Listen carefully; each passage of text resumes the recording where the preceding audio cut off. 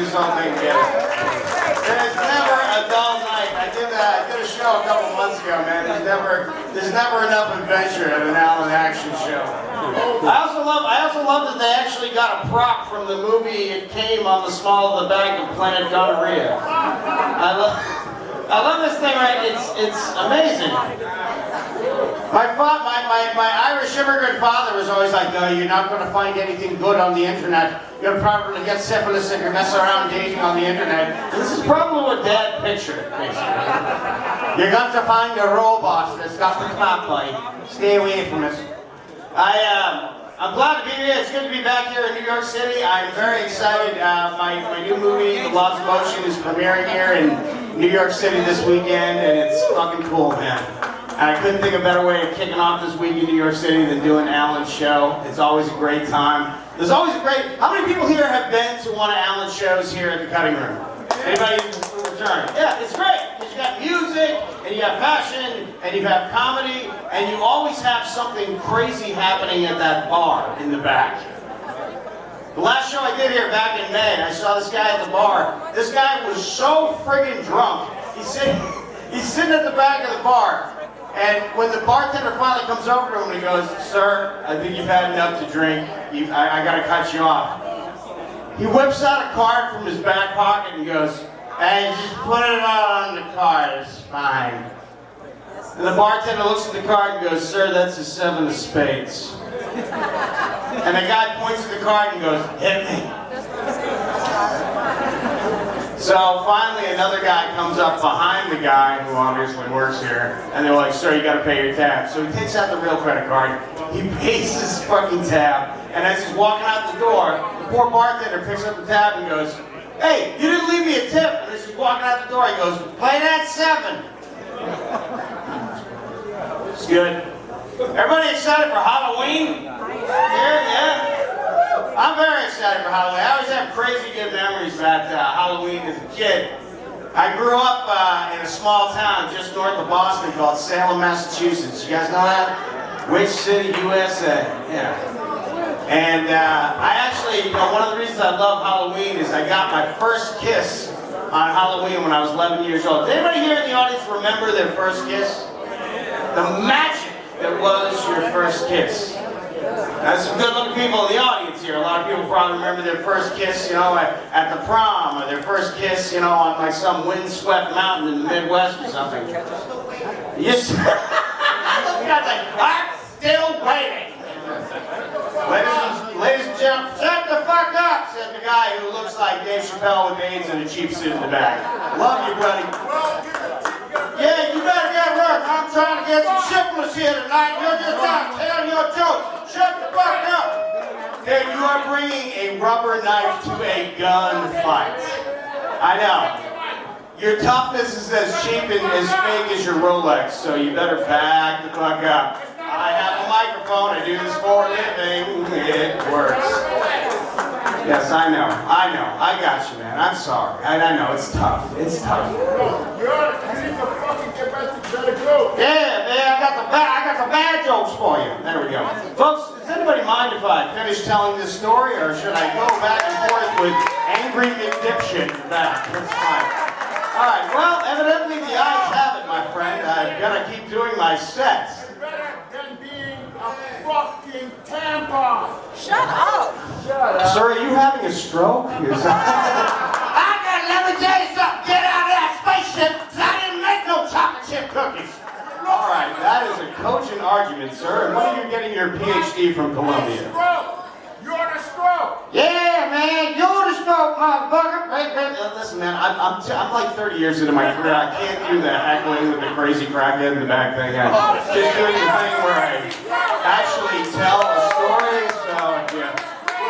Yeah, man, yeah, you can't do that shit, man. I gotcha. Woo! I'm telling you, man.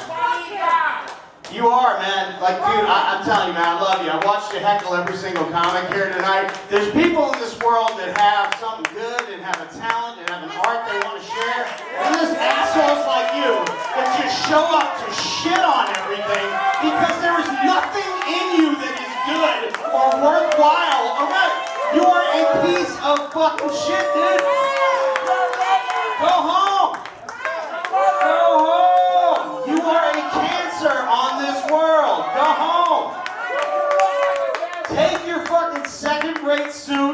fucking fake ass watch and your fucking I'm mad at the world bullshit, cram it up your ass, and take the 6 string back to your studio apartment where you can yell at your cat and go, I can't believe that white motherfucker did shit to me. I came to fucking shit up and make women feel less than and get really drunk and be a real asshole. And he stood up for himself. I can't believe that motherfucker. I fucking hate that motherfucker.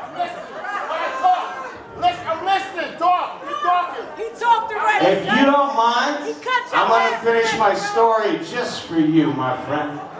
Just for you. I'm not your friend. He cut Well, you're your not my ass friend because out. there's no love in your heart, friend. I have a lot of love. You know who is my friend? The people in this audience that are listening to me.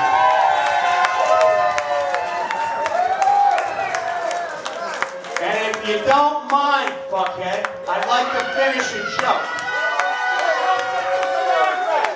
I'll see you outside. I'll catch you outside. I'll catch you outside. It's fine. It's fine, dude. Laugh. Come on. I Let's know. laugh. Let's laugh. Tell a funny joke. I know. I'm waiting. Well, anyway, here's the story, folks. Here's the story. Now, don't throw him out. He wants that. I can go home. I get paid either way. Tell a funny listen, joke. man, I guarantee you do, my friend. But the thing is, these people came in here and they bought tickets to see a comedy show, a fashion show, and a music show, and you're cackling in the back like a retarded rooster. And no one is amused. I mean, I can tell this story, or I can just rag on your pathetic ass for the 9 minutes that they're paying me to be here, which I'm just as happy to do. Yeah, all right. I'm telling you, that Chris Farley should have sat on that motherfucker. Right, why don't you go? Oh, go!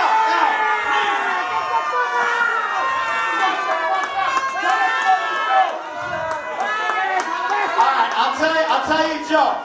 What do you call a skinny guy in a shitty ass suit that yells at people that who are trying to make their art and make a difference in the world and raise some money? An asshole. Yeah. Alright, folks. Somebody had to tell this guy what fucking time it was, because Jesus fuck, dude. Like, dude, nobody knows. You know, that's the weird thing about New York City. The thing I think is interesting about New York City. Now, I don't live in New York City anymore, and I miss it. I do miss it, because for like 25 years, I struggled to make it as a comedian and a filmmaker and whatnot. And now, I'm like 49 years old. I've got a movie premiering in New York City. I'm doing stand-up with some of my good friends here. I'm playing the Cutting Room. I'm happy as hell. But the thing that makes it worthwhile, the thing that makes me remember, is that there's always some guy like that while you're trying to come up. It's like, fuck you and your art, fuck you and your painting and your dancing and everything you did. Fuck you for everything you ever tried to do. Fuck the love in your heart. Fuck everything you ever did that ever mattered. Because I can't do any of that shit, and it makes me mad. Fuck you, Zero. I win now. I'm winning right now. I'll win forever. I won in the face of your hate, and I will win forever. Like everybody that was on this stage tonight. We win because we stay and we stand. That's right. Take your hate, act it up, and fuck the hell off, because we're all here to have a good time.